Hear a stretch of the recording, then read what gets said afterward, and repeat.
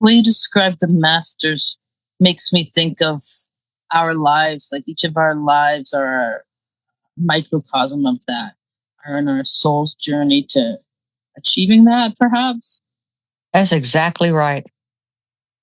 That's exactly right. These 60 or so masters that are still staying connected with humanity, they haven't gone on to other realms, other planets, other places.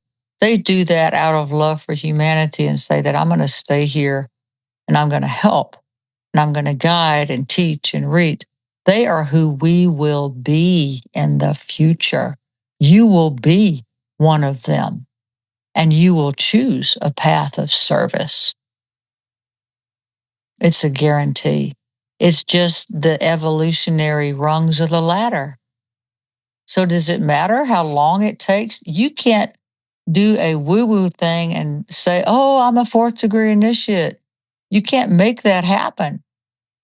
You have to be who you are now and humble yourself, as I do, all of us, humble ourselves to the process that time takes time because it's a material, physical world.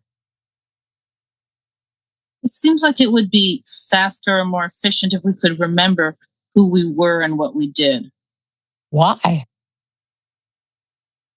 Why do Well, you then we wouldn't have to relearn the same lesson over and over again. Well, we don't.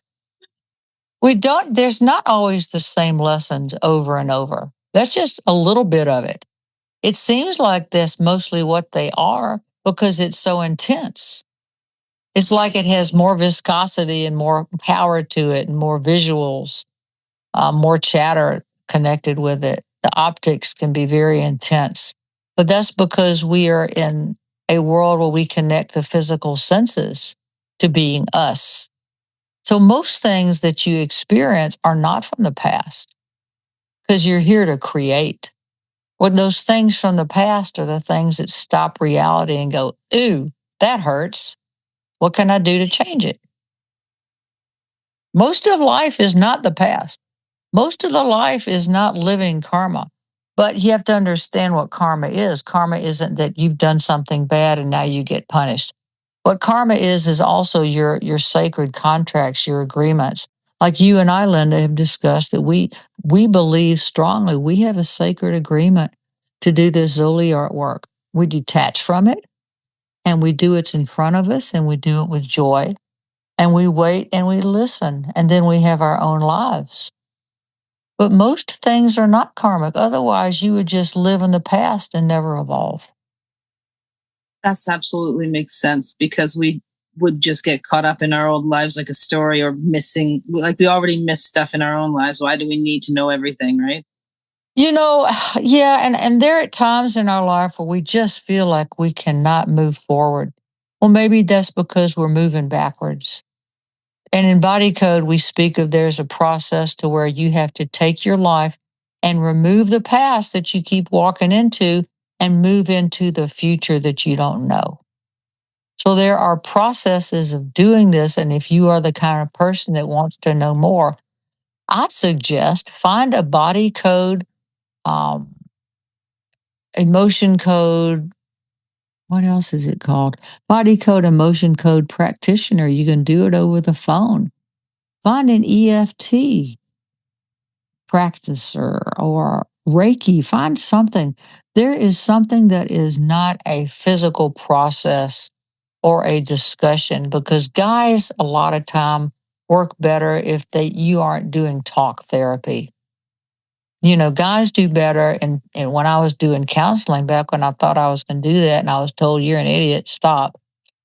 This is 40 years ago. When I would do working with males at the farm, I found that if I said, come on, let's take a walk, and we just walked around the farm, we weren't looking at each other.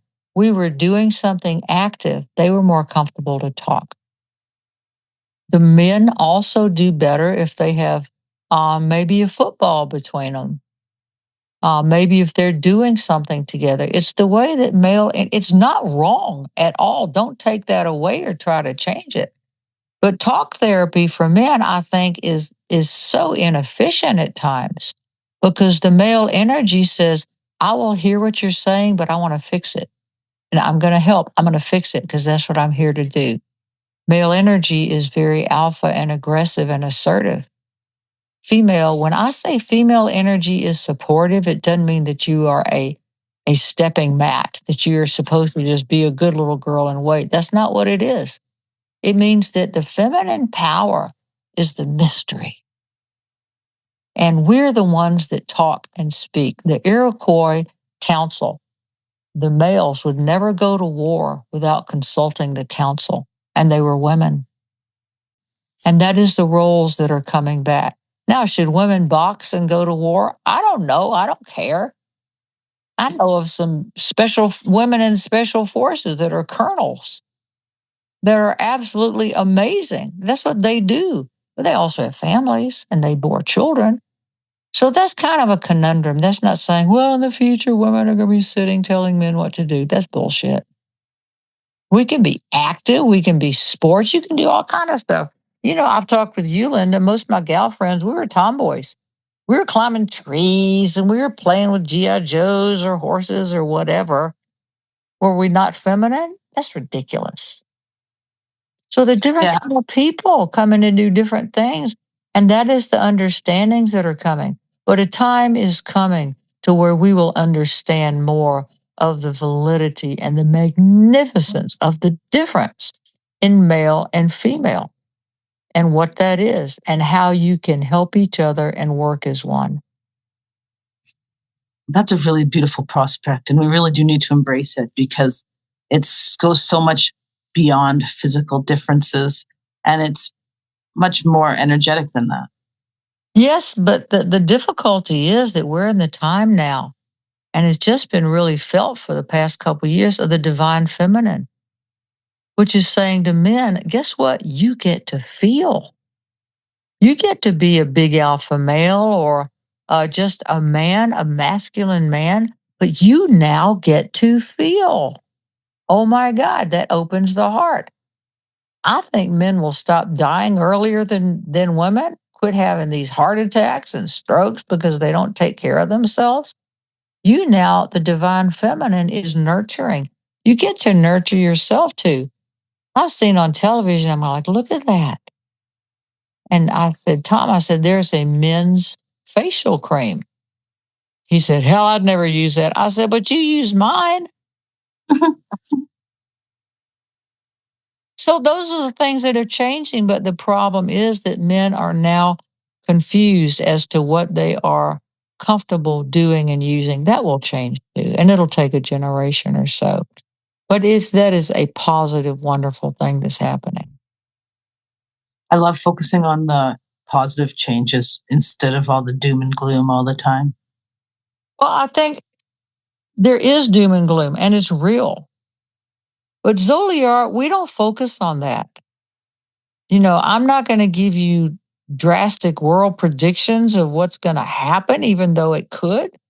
There are plenty of people doing that. Our purpose is twofold: to say you have to develop an inner life and a balanced outer life. And then you have to try to make that a habit. You actually have to wake up every day with some kind of purpose. You have to do it.